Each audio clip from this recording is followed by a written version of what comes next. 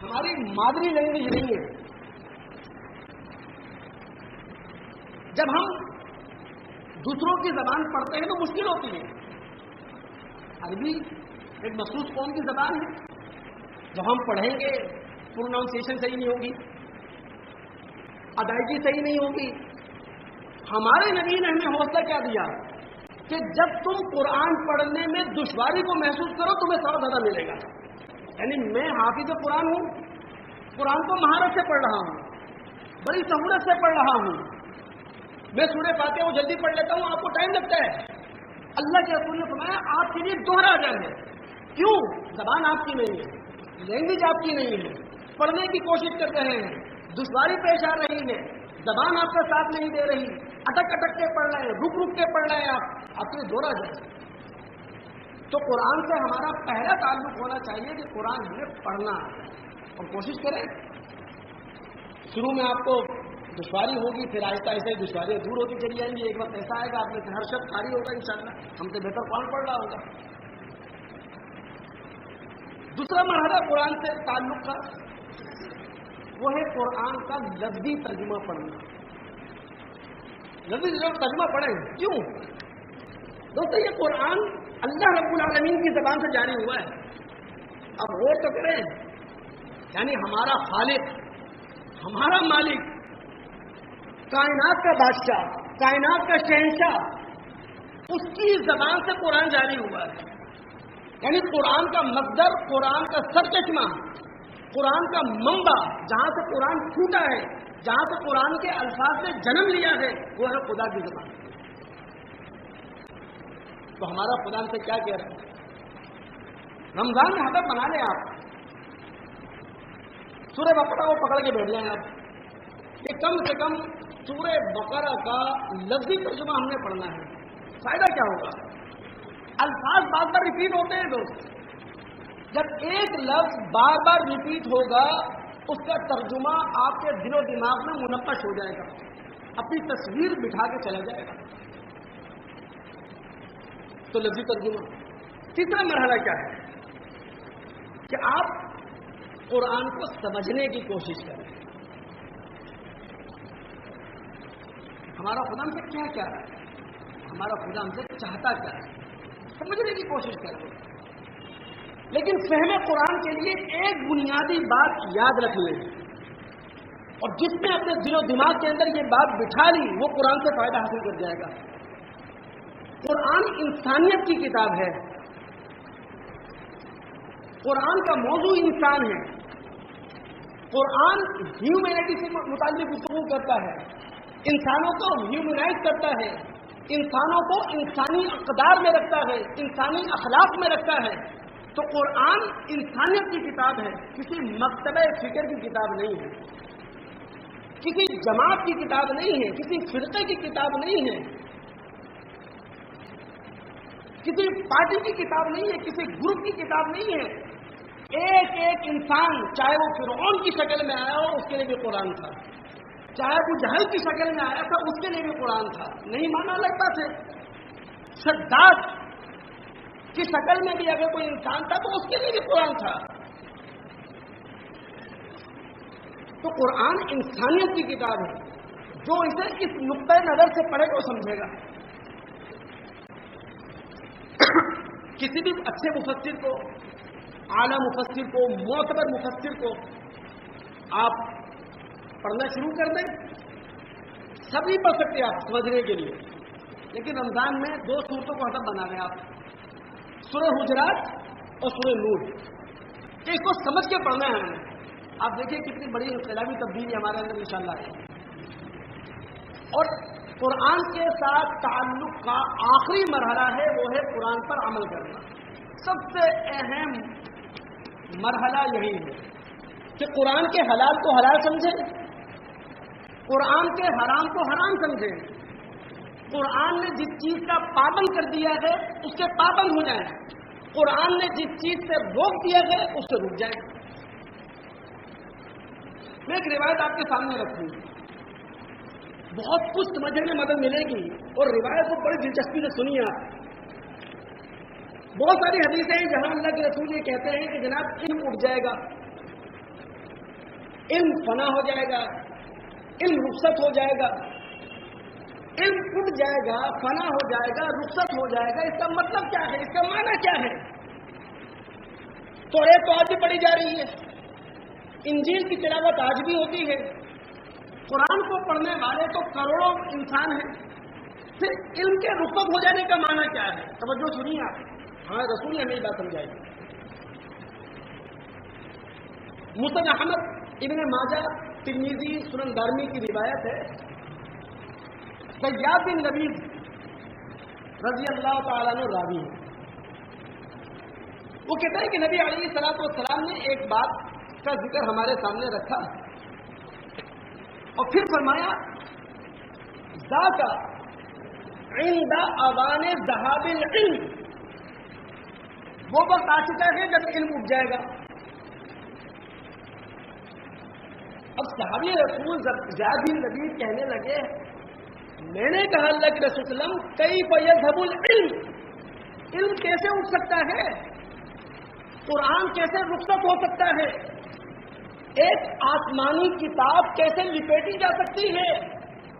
وَنَحْنُ نَقْرَأُ الْقُرْآنَ، اللہ کے رسول قرآن ہم پڑھ رہے ہیں، وَنُقْرِئُهُ أَبْنَاءَنَا، ہم اپنی اولادوں کو قرآن پڑھا رہے ہیں، وَيُقْرِئُهُ أَبْنَاؤُنَا أَبْنَاءَهُمْ، ہماری اولادیں ہمارے پوتوں کو پڑھائیں گی قرآن، إِلَى يَوْمِ الْقِيَامَةِ، اور قیامت تک یہ سلسلہ چلتا رہے گا کہ ایک نسل سے دوسری نسل، دوسری نسل سے تیسری نسل قرآن کنورٹ ہوگا، قرآن آگے سفر کرے گا، تو قرآن تو مٹے گا نہیں۔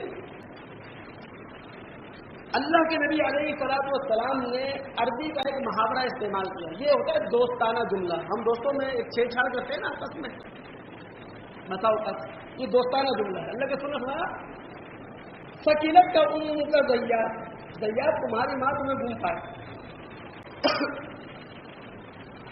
ان کنت لاراک من افقہ رجل بالمدینہ، میں تو یہ سمجھتا تھا کہ تم مدینہ کے سب سے زیادہ فقیہ، سب سے زیادہ سمجھدار انسان ہو، اور تم سمجھ ہی نہیں سکے بات کو کہ علم کے اٹھ جانے کا مطلب کیا ہے، علم کے رخصت ہو جانے کا مطلب کیا ہے۔ پھر آپ علیہ الصلوۃ والسلام نے تاریخی شہادت پیش کی، تاریخی شہادت، آپ نے کہا زیاد اولیس هذه اليهود والنصارى يقرؤون التوراة والانجیل، کیا یہود و نصارہ کو تم نہیں دیکھ رہے کہ یہود و نصارہ توریت اور انجیل کی تلاوت کر رہے ہیں؟ اس کا مطلب ہے جب الہامی کتاب تلاوت کی جا رہی ہوتی ہے، رخصت ہونے کا معنی یہ نہیں ہے۔ پھر رخصت ہونے کا معنی کیا ہے؟ آپ نے فرمایا لا يعملون بشيء مما فيهما، یہود و نصارہ قرآن اپنی کتابوں کو پڑھ تو رہے ہیں، توریت اور انجیل کی تلاوتیں تو کر رہے ہیں، لیکن عمل نہیں کر رہے ہیں۔ تو علم کے رخصت ہو جانے کا معنی یہ ہے کہ ملت اس کتاب پر عمل نہ کرے جو کتاب اسے دی گئی ہے۔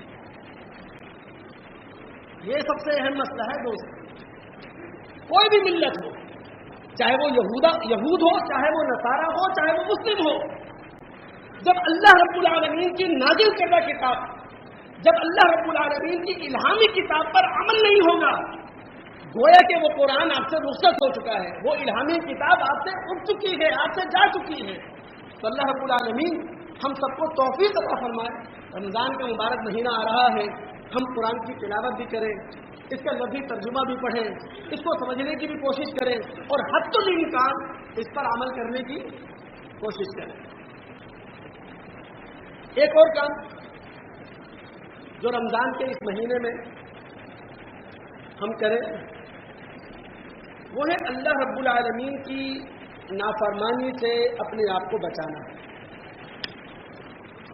ویسے تو ایک مومن کو، ایک مسلمان کو اپنی پوری زندگی میں یہ کوشش کرنا چاہیے کہ وہ اللہ رب العالمین کا نافرمان بن کر نہ رہے، اللہ رب العالمین کا باغی بن کر نہ رہے، اور جس قدر اس کے لیے ممکن ہو وہ اللہ رب العالمین کی نافرمانی سے، اللہ رب العالمین کی بغاوت سے اپنے آپ کو بچائے۔ لیکن جب رمضان کا مہینہ شروع ہوتا ہے تو اس مہینے میں ہر مسلمان کی زیادہ کوشش ہونا چاہیے، زیادہ جستجو ہونا چاہیے وجہ کیا ہے؟ دیکھیں 11 مہینے شیطان کے ساتھ لڑنا ہمارے لیے تھوڑا مشکل ہوتا ہے، سب کا تجربہ ہے دوست۔ رمضان کے علاوہ باقی 11 مہینوں میں عموماً انسان اور ابلیس کی جنگ میں، انسان اور ابلیس کی لڑائی میں انسان پس ہو جاتا ہے، شکست کھا جاتا ہے، ڈھیر ہو جاتا ہے شیطانی وسوسوں کے آگے، شیطانی خواہشات کے آگے، شیطانی جذبات کے آگے۔ لیکن رمضان کے مہینے میں جو روحانیت ٹپک رہی ہوتی ہے، جو انوار برس رہے ہوتے ہیں، جو نور کی برکھا ہمیں اپنی لپیٹ میں لے لیتی ہے، ہمارے لیے بہت ممکن ہوتا ہے کہ ہم شیطان کو شکست دے دیں۔ یہ ہم سب کا تجربہ ہے۔ 11 مہینے وہ ہمیں ڈوز دے جاتا ہے، ایک مہینہ ایسا آتا ہے ہم قدم قدم پر اسے ڈوز دیتے ہیں، اس لیے تو رسوا ہوتا ہے وہ۔ اور ہمارے نبی محمد رسول اللہ صلی اللہ علیہ وسلم نے یہی بات کتنے بہترین پیرائے کے اندر بیان کی۔ نبی علیہ الصلوۃ والسلام نے فرمایا، سیدنا ابو ہریرہ رضی اللہ تعالیٰ عنہ راوی ہیں کہ جب رمضان کا مہینہ شروع ہوتا ہے، یعنی چاند دکھ گیا، جس طرح کہ ابھی پورے عالم اسلام میں امید ہے کہ پہلا روزہ جو ہے وہ جمعرات کو ہوگا، 17 مئی کو ہوگا، 16 مئی مغرب کا وقت ہوگا، چاند دکھ چکا ہوگا۔ اللہ کے رسول نے فرمایا رمضان کا چاند دکھتا ہے، سفیدت الشیاطین ومردت الجن، شیاطین کو جکڑ دیا جاتا ہے، جنات کو باندھ دیا جاتا ہے، غلقت ابواب النار، جہنم کے دروازے بند کر دیے جاتے ہیں، فلم یفتح منہا باب، کوئی جہنم کا دروازہ کھلا نہیں ہوتا، وفتحت ابواب الجنہ، جنت کے سارے دروازے کھول دیے جاتے ہیں، فلم یغلق منہا باب، جنت کا کوئی دروازہ بند نہیں ہوتا، وینادی مناد، اور پکارنے والا پکارتا ہے، ندا لگانے والا ندا لگاتا ہے، یا باغی الخیر اقبل یا باغی الشر اقصر، اے نیکی کے متلاشی اس مہینے میں جس قدر نیکیوں کو لوٹ سکتا ہے لوٹ لے، اور اے شرارت کرنے والے، اے خدا سے بغاوت کرنے والے، اے گناہوں کی دلدل میں رہنے والے، کم سے کم اس رمضان کے مہینے میں تو اپنے آپ کو اللہ رب العالمین کی نافرمانی سے بچا لے۔ تو اس رمضان کے مہینے میں جس قدر ہمارے لیے ممکن ہو دوستو، اپنے آپ کو اللہ رب العالمین کی نافرمانی سے بچائیں۔ ایک کام جو ہمارے کرنے کا ہے وہ ہے اللہ رب العالمین کا ذکر۔ ذکر کا معنی ہوتا ہے کہ ایسے کام کرنا جو اللہ رب العالمین کو محبوب ہو، جو کام اللہ تعالیٰ کو پسند ہے وہ ذکر ہے، چاہے وہ کام ہم زبان سے کریں ذکر ہے، چاہے وہ کام ہم اپنے اعضاء سے کریں وہ ذکر ہے، چاہے وہ کام اپنے دل سے کریں وہ کیا ہے، ذکر ہے۔ وہ کام کیے جائیں جو اللہ رب العالمین کو محبوب ہے۔ اہل عقل اہل دانش کے بارے میں قرآن نے کیا کہا تھا؟ الذین یذکرون اللہ قیاما وقعودا وعلی جنوبہم، مسلمانوں میں اہل دانش اہل عقل مند وہ ہیں جو اللہ رب العالمین کو یاد رکھتے ہیں لیٹتے بیٹھتے اٹھتے، یعنی یوں کہنا چاہیے ان کی دن بھر کی سرگرمیوں میں ان کے سامنے خدا ہوتا ہے۔ کاروبار کر رہے ہوں تو وہ کام کرتے ہیں جو اللہ رب العالمین پسند کرتا ہے، گھر کے اندر ہوں تو وہ فیصلے کرتے ہیں جو خدا پسند کرتا ہے، گھر کے باہر ہوں وہ فیصلے کرتے ہیں جنہیں خدا پسند کرتا ہے۔ تو اپنی زبانوں کو اللہ رب العالمین کی یاد سے تر رکھیں رمضان کے مہینے میں، رمضان کی راتوں میں، رمضان کے دنوں میں۔ ترمذی ابواب الدعوات کے اندر ایک روایت ہے، نبی علیہ الصلوۃ والسلام سے ایک موقع پر پوچھا گیا، اللہ کے رسول ای العباد افضل درجۃ عند اللہ یوم القیامہ، وہ کون سے بندے ہیں جو کل قیامت کے دن اللہ رب العالمین کے سب سے زیادہ نزدیک ہوں گے؟ آپ علیہ الصلوۃ والسلام نے فرمایا الذاکرین اللہ کثیرا، وہ بندے اللہ رب العالمین کے سب سے زیادہ قریب ہوں گے کل قیامت میں جو اللہ رب العالمین کو یاد رکھنے والے ہیں، جو اللہ رب العالمین کا ذکر کرنے والے ہیں. اور ذکر کا معنی کیا ہے؟ وہ کام کرنا جو اللہ رب العالمین کو پسند ہو، جو اللہ رب العالمین کو محبوب ہو. دیکھیں ایک ذکر وہ ہے جو صرف زبان سے کیا جاتا ہے، یہ زبانی ورزش ہے. حدیث کے اندر زبانی ورزش کی اور صرف زبان سے نکلنے والے جملوں کی بات نہیں ہو رہی.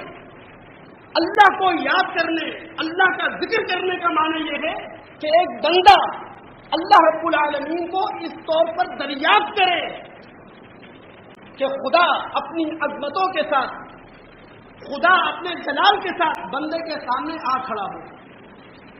اور جب بندے نے خدا کو دریافت کر لیا، خدا اپنی عظمت اور خدا اپنے جلال کے ساتھ بندے کے سامنے آ کھڑا ہوا تو بندے کی شخصیت ہی بدل گئی، بندے کی شخصیت میں ہلچل مچ گئی. اس کے دل میں اللہ رب العالمین کے ذکر کا طوفان برپا ہوا. اور پھر وہ کہیں اللہ اکبر کی شکل میں نکلا، کہیں وہ الحمدللہ کی شکل میں نکلا، کہیں وہ لا الہ الا اللہ کی تسبیح سے باہر آیا. اسی لیے تو ہمارے نبی نے کہا تھا اذا مررتم بریاض الجنہ فارتعوا، جب تم جنت کے باغوں میں سے گزرا کرو تو کچھ نہ کچھ کھا پی لیا کرو. صحابہ کرام اس حدیث کی پوری معنیت نہیں سمجھ سکے، اور صحابہ کرام کا انداز یہ تھا کہ اگر حدیث کی پوری معنیت سمجھ بھی لیتے تھے، محمد الرسول اللہ کی پوری بات سمجھ بھی لیا کرتے تھے، تو مزید تحقیق اور جستجو کی وجہ سے سوال کر لیا کرتے تھے، یا آپ علیہ الصلوۃ والسلام کے سامنے ادباً خاموش رہا کرتے تھے. صحابہ نے کہا اللہ کے رسول وما ریاض الجنہ، جنت کے باغات کیا ہیں؟ آپ فرمائیں حلق الذکر، ذکر کا حلقہ.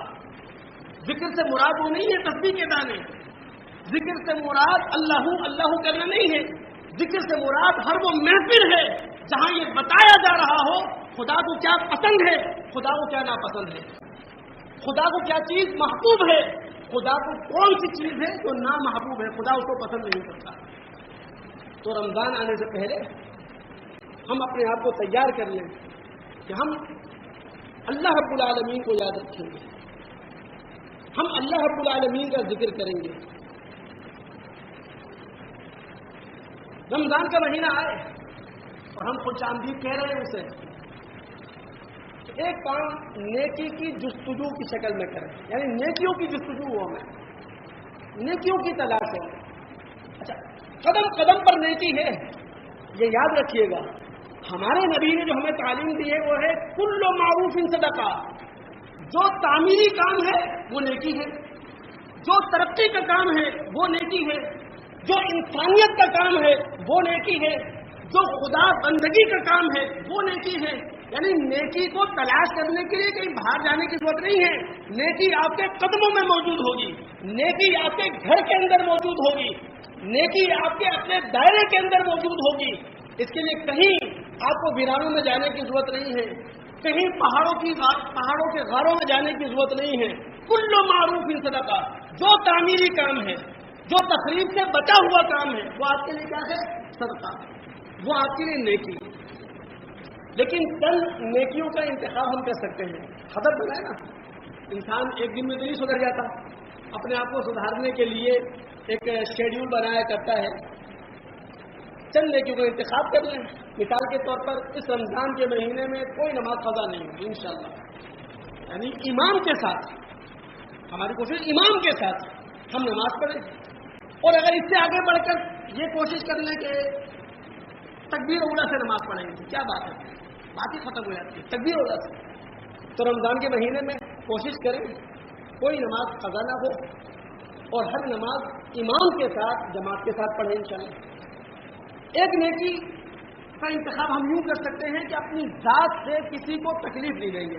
کیا خیال ہے؟ اپنی ذات سے، چونکہ روزہ دوستوں صرف پیٹ کا نہیں ہے، روزہ تو زبان کا بھی ہے، روزہ تو آنکھ کا بھی ہے، روزہ تو کان کا بھی ہے، روزہ تو زبان آپ کے ہاتھ کا بھی ہے، روزہ تو آپ کے پیر کا بھی ہے. جسم کے ہر عضو کا ہر پارٹ کا روزہ ہے، تو اپنی ذات سے کسی کو تکلیف نہیں دے. اور ایک اور ہدف بنا ہے، جس سے بھی ملیں گے مسکرا کے ملیں گے، ٹھیک ہے نا؟ جس سے بھی ملیں گے خوش دلی کے ساتھ ملیں گے، کھلے دل کے ساتھ ملیں گے، نیکیوں کی جستجو.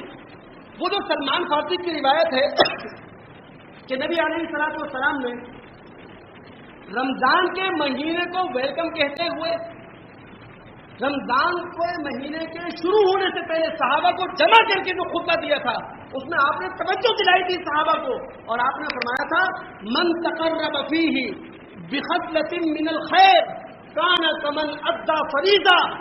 جو شخص اس مہینے میں کوئی نفلی کام کرے گا، کوئی نفلی عبادت کرے گا، وہ فرض کے برابر ہوگی. ومن ادى فریضہ کان کمن ادى 70 فریضہ، اور جو ایک فرض ادا کرے گا وہ 70 فرائض کے برابر ہوگا. تو نیکیوں کی جستجو. اور ایک آخری کام کریں دوست، اور میری باتوں کو نا بڑی دھیان سے سنیں دوست.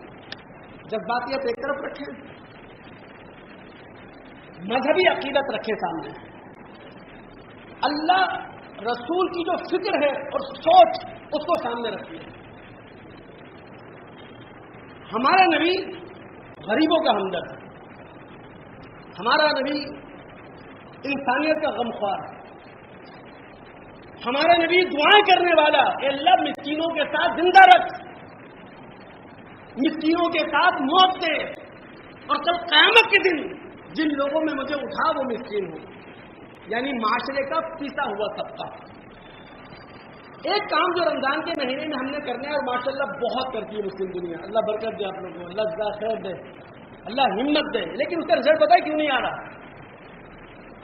اربوں روپے کی زکات نکالتے ہیں ہم رمضان کے مہینے میں، صرف اگر پاکستان کی بات کریں، مسلم دنیا کی بات کریں تو خربوں میں جاتا ہے وہ. رزلٹ کیوں نہیں آتا؟ اجتماعیت نہیں ہے نا. یعنی پیسہ خرچ ہو رہا ہے، ہر بندہ اپنی مرضی سے خرچ کر رہا ہے، ایسا تھوڑی اسلام میں. اسلام میں ایک بیت المال ہوتا ہے، اسلام میں ایک مرکزی حکومت ہوتی ہے، پیسہ وہاں جمع ہوتا ہے، وہاں سے پالیسیاں بنتی ہیں. لیکن معذرت کے ساتھ مسلم دنیا ٹوٹ پھوٹ کا شکار ہے، نہ کوئی بیت المال ہے ہمارے پاس، نہ کوئی مرکزی حکومت ہے ہمارے پاس، اس لیے وہ رزلٹ نہیں آ رہا. لیکن بہرحال اللہ رب العالمین نے اللہ کے راستے میں مال خرچ کرنے کو انفاق فی سبیل اللہ کا نام دیا ہے. انفاق، بہت توجہ سنیے کہ میری بات. نماز کے بعد سب سے بڑی عبادت وہ اللہ کے راستے میں مال خرچ کرنا ہے. سورہ بقرہ میں جہاں اللہ رب العالمین نے متقین کے 6 اوصاف بیان کیے ہیں، اس میں سے دوسرا وقت کیا ہے نماز کے بعد؟ الذین یقیمون الصلاۃ ومما رزقناہم ينفقون. متقی وہ لوگ ہیں جو نماز قائم کرتے ہیں اور جو کچھ ہم نے دیا ہے اس میں سے اللہ کے راستے میں خرچ کرتے ہیں. اور اللہ کے راستے میں مال خرچ کرنے کو کہا گیا انفاق فی سبیل اللہ. انفاق ہوتا کیا ہے؟ نفق کہتے ہیں عربی میں سرنگ کو، ٹنل. سرنگ کے 2 رخ ہوتے ہیں، ایک رخ سے ایک چیز جاتی ہے، دوسرے رخ سے وہ چیز نکل جاتی ہے. اللہ تعالیٰ نے اللہ کے راستے میں مال خرچ کرنے کو انفاق فی سبیل اللہ اس لیے کہا ہے. مسلمان کی پراپرٹی، مسلمان کا بینک بیلنس، مسلمان کی جائیداد وہ ٹنل ہے، 2 رخی ہے، وہ سرنگ ہے. مسلمان کے اس ٹنل میں، اس سرنگ میں ایک رخ سے مال آتا ہے، دوسرے رخ سے اللہ کے راستے میں نکل جاتا ہے.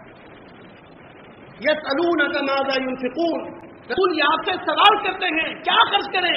قل ما انفقتم من خیر فللوالدین والاقربین والیتامی والمساکین. ان سے کہو جو انہیں خرچ کرنا ہے پہلے والدین پہ خرچ کریں، پھر قریبی رشتہ داروں میں جائیں کہ وہاں کس کو ضرورت ہے، پھر آ جائیں معاشرے کے ان طبقوں کی طرف جو پسے ہوئے ہیں،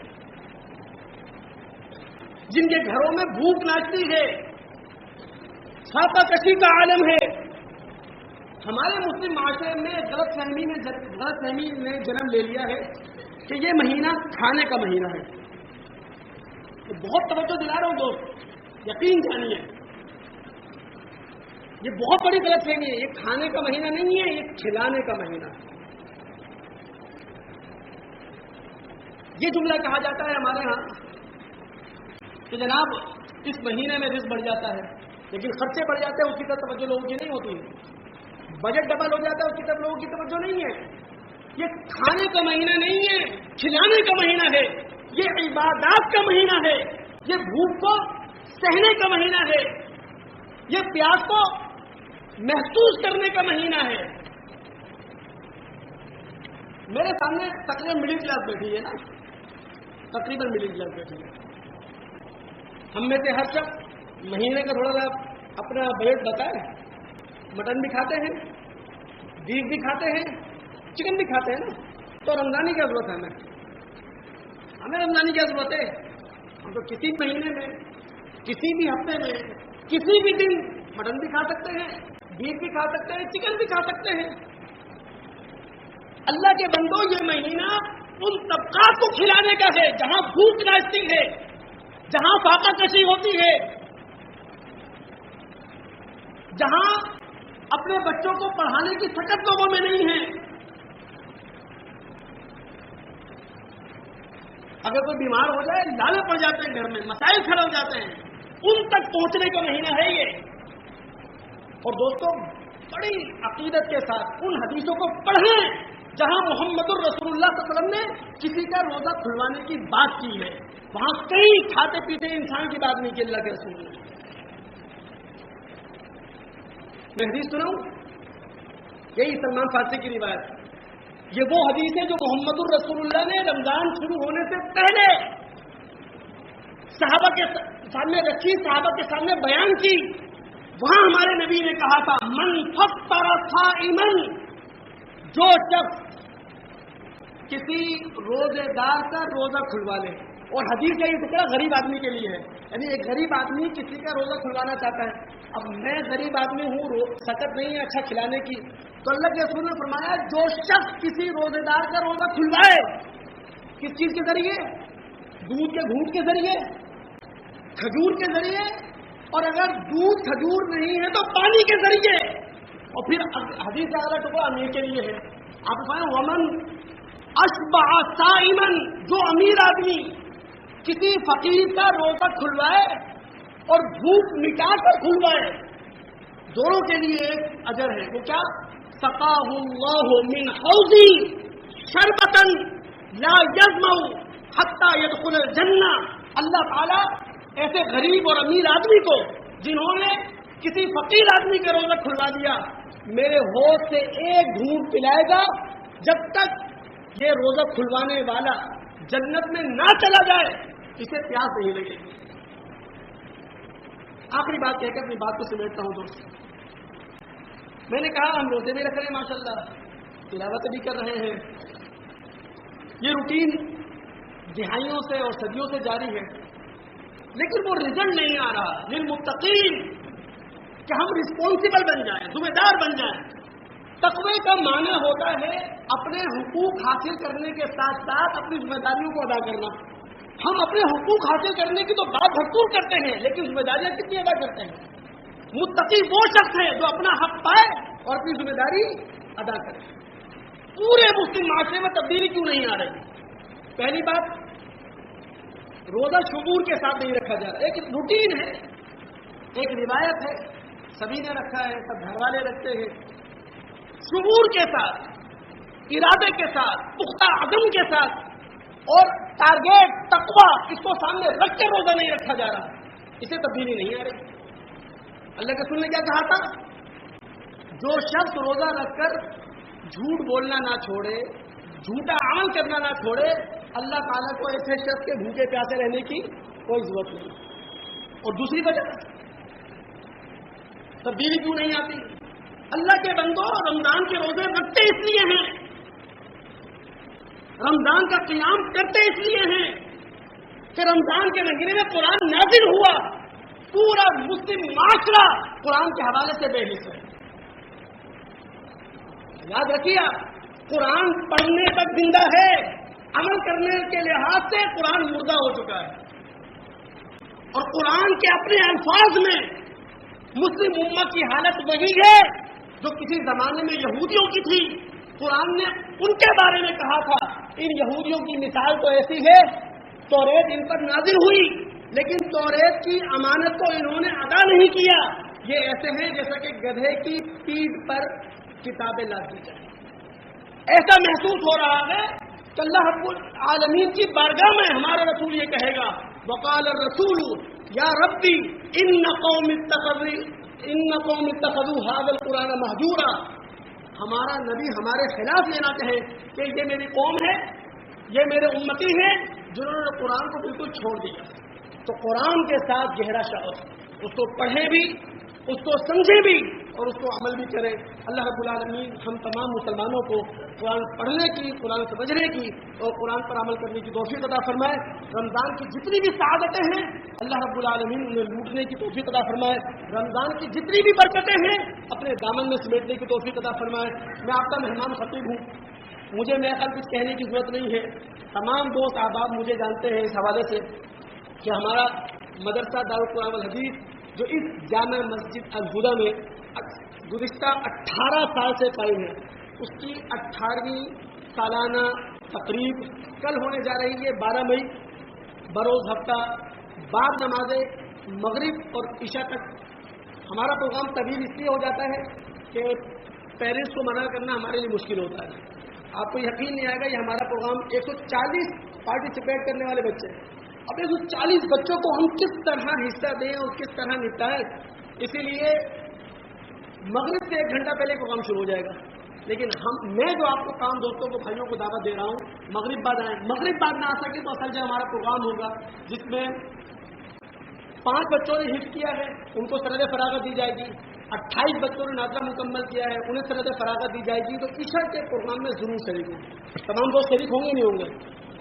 आपका मदरसा है यार, आपके बच्चे हैं, आपके घर से आते हैं, आपके आस पड़ोस से आते हैं। आपका ये इदारा इतना बाएतमाद है तमाम मकतबा है फिक्र के लोगों के नजदीक। आपके इस मदरसे में अगर 500 एडमिशन है 70% दीगर मकातब फिक्र के बच्चे आते हैं यहाँ पर। यह एतमाद है आपके मदरसे का।